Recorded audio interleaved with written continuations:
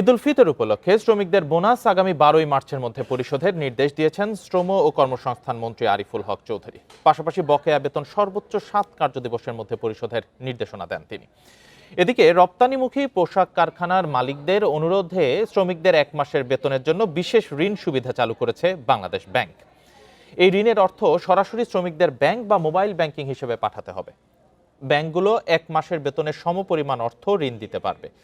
বাংলাদেশ ব্যাংকের এক প্রজ্ঞাপনে বলা হয়, বৈশ্বিক ও অভ্যন্তরীণ অর্থনৈতিক প্রেক্ষাপটে বিকাশ পেমেন্টে 10,000 টাকার বেশি অফার। শপিং চলছে তো।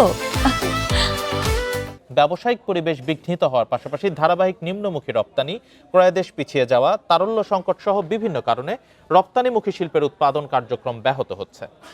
এই জন্য এই বিশেষ সুবিধা দেয়া হচ্ছে।